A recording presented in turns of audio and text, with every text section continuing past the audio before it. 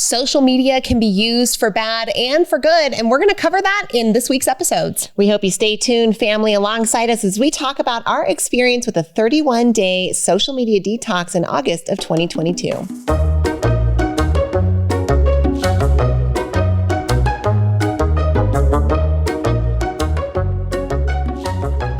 All right, no joke. We did something pretty radical in August of this year.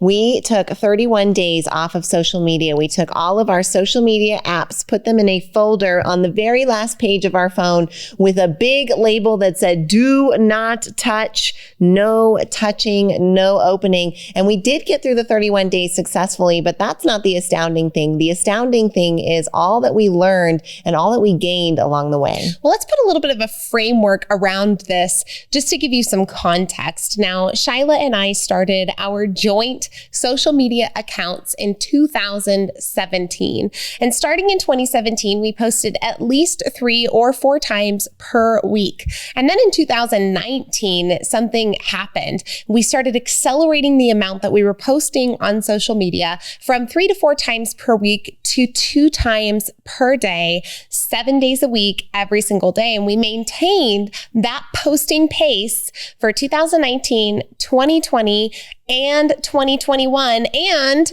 January through July of 2022. So by the time we hit August, we had realized that maybe we were due for a little bit of recalibration. So let us just give you a somewhat of a background. If you're not sure about this, if you don't know this about us already, we do have quite a bit of marketing background and experience. And part of that was with the formerly known as the John Maxwell team, now known as Maxwell Leadership Team. And within that team, we are the marketing faculty members and leaders. We've got instructors and we teach about marketing. Of course, social media is a big part of that. In fact, when we first started teaching and talking about marketing within that group, we were known as the social media girls. So we had this label that we were really pro social media, and a big part of our role was helping others, especially from the older generation, understand what an incredibly powerful tool social media could be for their business and for their personal brands to accelerate. And part of that was we never want to just tell people what to do. We always want to be practitioners. And so that's what part of the reason why we amped up our posting, because we know the more presence you have consistently, the more momentum you'll gain online. But what we've seen over time is that time spent putting those posts out there and adhering to the wise and sound social media strategy that we had in place, post 2 times a day, was starting to dissipate and inseed into our lives in ways that we weren't able to control. Well, I have to get on Instagram to post the post in the morning, right? So I'm going to put it up and then I got to go share it and like it from all of the other accounts. But what happens with that, right? You scroll a little bit. Ooh, so-and-so did this. Ooh, let me watch the story. Ooh, all of a sudden it's been an hour. So what started as something that was helpful for our business and our efforts ended up becoming something that had more control over us than we were really comfortable with. And that's when we said, let's just do a hard reset and let's take 31 days off and see where it lands us. Look, we had lost control of the scroll. It was controlling us and controlling our time. And this sounds rather insidious, but it's easy to get into it, right? You're sitting down, just 5 minutes and you see a funny video and something gives you that dopamine hit. So you go in for another one. And in that meantime, a couple people have commented on my post. So I'm going to go interact with them. And this person commented, I haven't seen anything from them in forever. I'm going to go look at their page. Now I'm involved with them. Before you know it, you've spent an hour or 2 hours of your time. In fact, global studies are now showing that people are averaging 2.5 hours per day on social media. If we were to balloon that 2.5 hours per day and times that by 30 days in a month, we're talking 70 hours, 70 waking hours of time being spent in a month-long period. And if we think we've got about 10 hours in a day that we're awake and active and doing things, like that's a whole week's worth of our waking time that we choose to spend on social media instead of doing things that are either productive for our lives, our business, or our relationships. Well, you said a really key phrase there, right? That we choose to spend. What we realized is that we had given the power of that choice over to, let's just call it what it is, the addiction of the dopamine drip in your brain that comes from watching an algorithm curate content designed specifically for you. Like no no wonder it's so addicting. It's literally images and videos that you've liked and interacted with before, more of that same kind of thing. So if you love the dog videos, more dog videos. If you love the travel posts, more travel posts. If you love the drama and the celebrity gossip, more of that. And so of course you're scrolling and you're seeing things that you love. Like, raise your hand if you can relate to this. Even in your mind, you're screaming, stop, stop, stop, stop. You keep scrolling.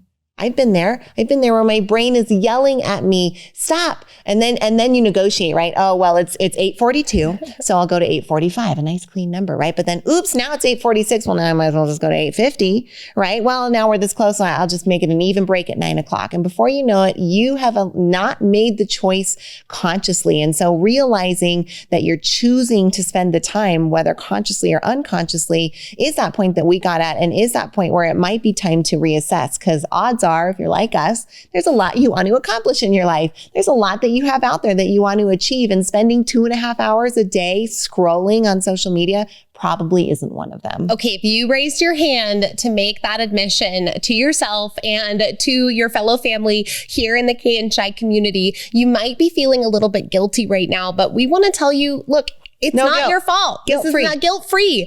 It is now you know, then you have a responsibility to choose to spend this time how you will. The algorithm, like Shyla said, it's designed and curated in order to please you. In fact, I saw a very interesting video recently by a comedian named Bo Burnham. Love him and love his material. But he says that the old form of colonization was colonization of the world.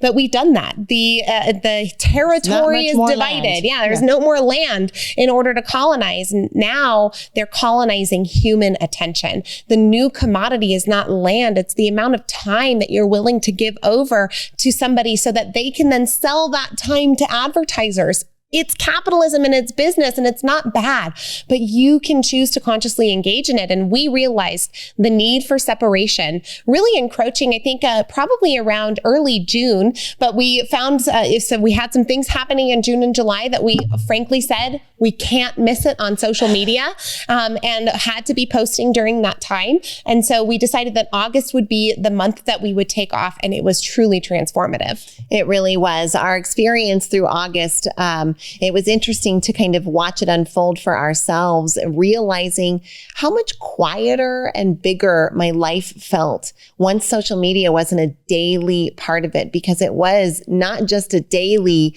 but a multiple daily type thing. And I hadn't any idea what the burden of that was on my mind. Not necessarily the burden of like, oh, it's so heavy, but the level of attention that I was giving to it, or that I was allowing to go to it. Because it's not like you have unlimited attention or unlimited energy or unlimited time. Those are all finite resources for you. And so if we're giving them to social media or to scrolling, right? And we're not just talking about Facebook, but any of the social media platforms. If you're spending your time on Instagram, on Snapchat, on TikTok, hello, right? Or for me, one of my biggest downfalls is Reddit. I love scrolling on Reddit. For some people, it's Google News, right? You're doom scrolling to the end of time, scrolling through those news stories. Wherever it is that scroll sucks you in, we're realizing that we're consciously choosing that, and that time might not be our best spent. So we started to feel that way. We get into August, the first week, both of us are like, this is kind of weird. Like, I feel like there's all this like quiet space in my life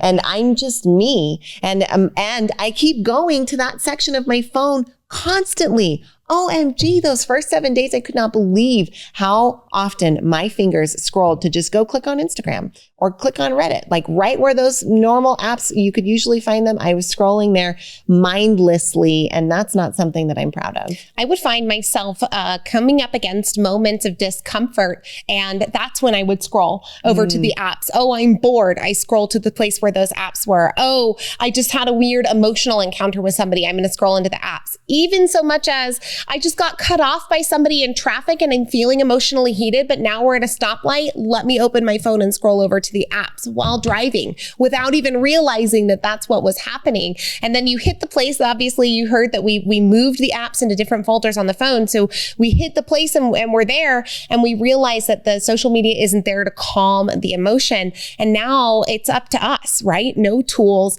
no outside algorithm, no circumstance curated content, other person's highlight reel is going to step in and save my emotional state. Now it's up to me. And the trippiest part about, I think, all of this is that for the both of us, it had been nearly a decade without social media for this length of time. For me, since I was 13 years old, I had never taken a break this long. So it had an incredible impact on us for that particular month, so much so that we're doing something pretty freaking radical in 2023, and we'll tell you all about it after this break.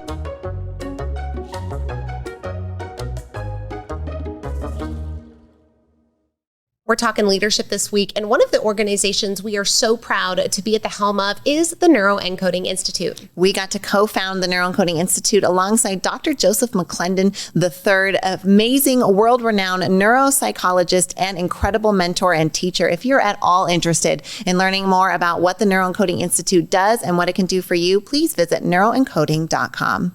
One of our proudest business accomplishments is what we've been able to do with Squeeze In franchising.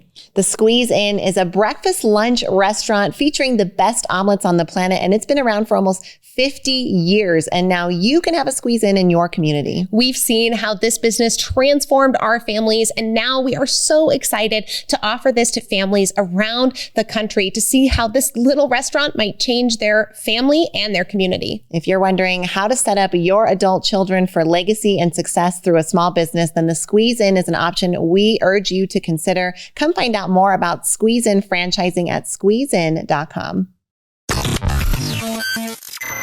You're enjoying this episode on Angel Phoenix Productions Podcast Network. To explore a complete lineup of quality programs and media production services, head on over to angelphoenix.com or like our Facebook page at facebook.com/Angel Phoenix Productions.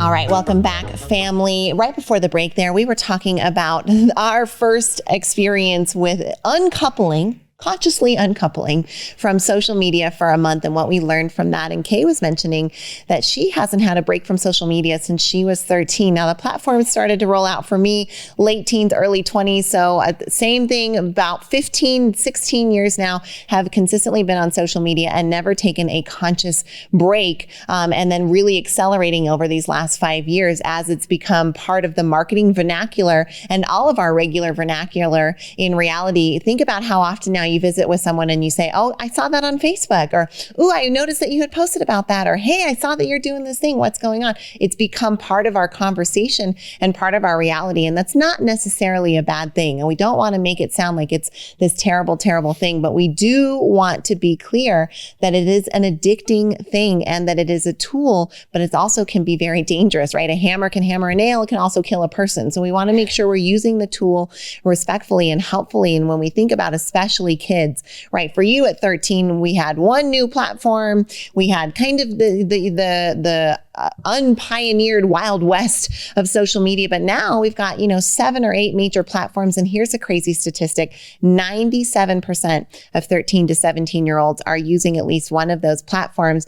And that one report indicates that teens 13 to 18 are spending 9 hours a day on social media. For our tweens, 8 to 12, those are my kids, they're at 6 hours a day average on social media. So this is a huge part of not only all of our reality, but the next generation and our kids' reality too. Well, in a survey of 8th graders, they found that those who spend that 9 to 10 hours of social media per day are actually 56% more likely to report being unhappy than those who spend less time on social media.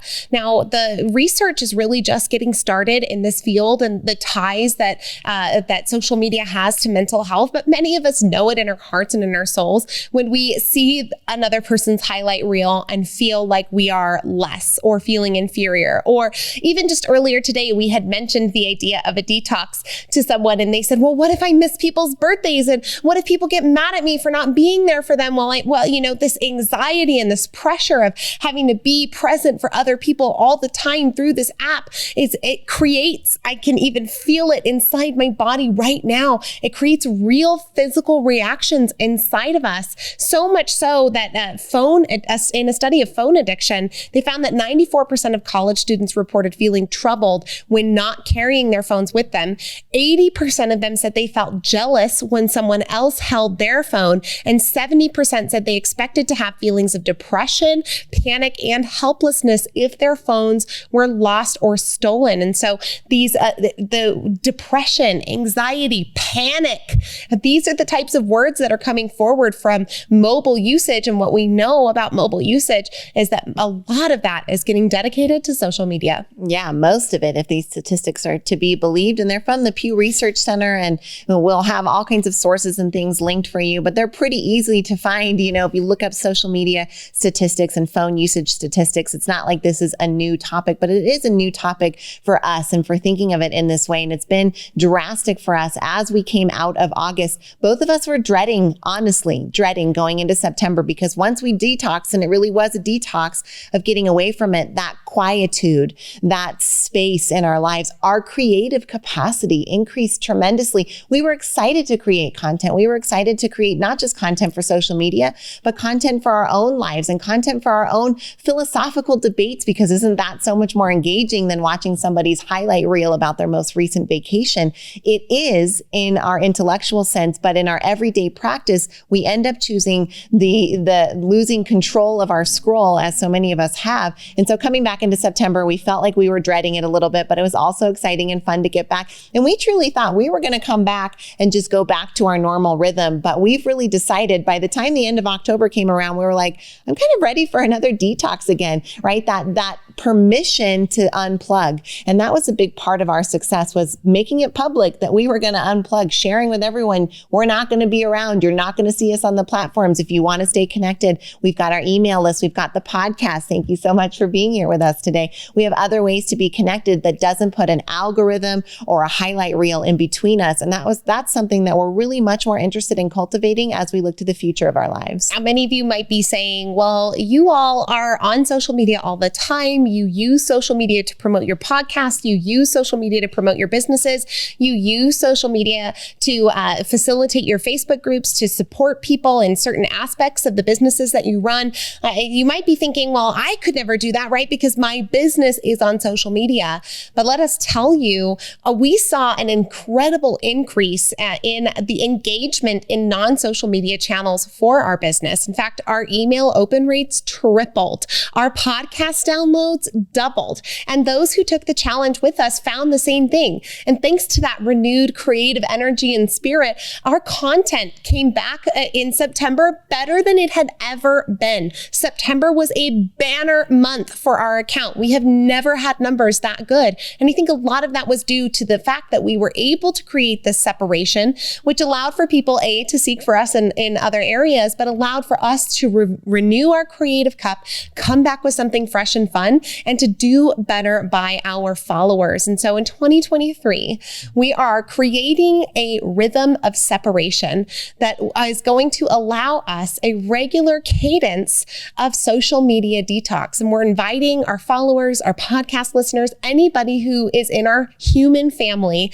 who wants to maybe just test the waters for 2 days, 7 days, 14 days, or 30 days, and take a pledge to detox from social media starting January 1st, 2023. We're calling it the Simply Social Club, and we hope you'll join it. Whatever it is that your pledge is, this is about supporting you and what boundaries it is that you identify you want to put up. But we encourage you to think about this. If you're at all even a little bit intrigued, we hope that you'll sign up and join us so that you can learn a little bit more and expand your thinking around this idea of what are your boundaries with social media in particular. What are you consciously choosing to spend your time on? Because if you are dedicating 1 hour a day, 2 hours a day, 4 hours a day, 9 hours a day, Is that really how you want to spend your time? And for some of us, at some moments of our lives, it's like, heck yes, that's how I want to spend my time, right? If you're working an event and you're at the event all day, that night you should work the social media, right? They're tagging you in pictures.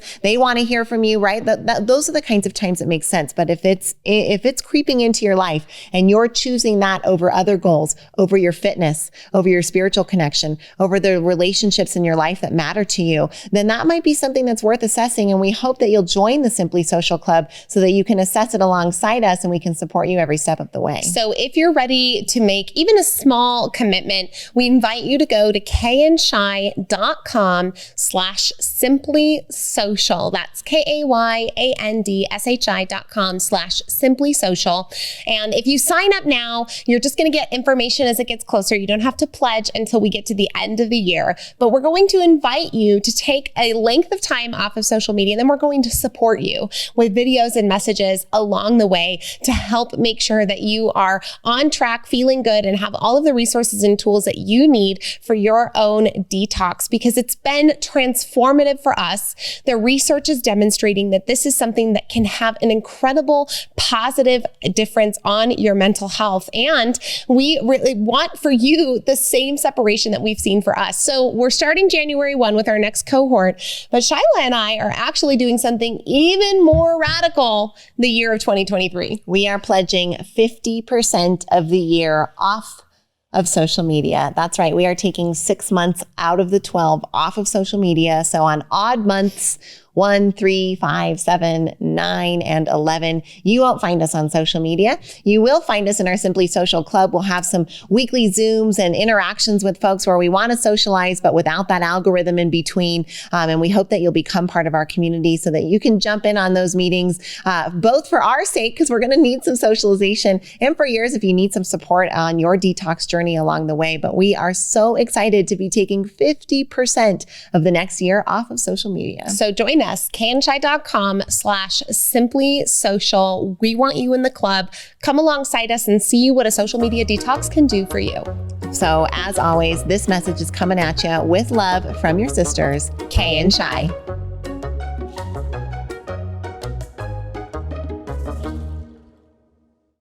This podcast was a production of Angel Phoenix Productions. Explore more episodes of this show or other great shows on the Angel Phoenix Podcast Network by visiting angelphoenix.com. The views expressed in this show do not necessarily represent those of Angel Phoenix Productions or its advertisers and may contain language that's unsuitable for younger listeners.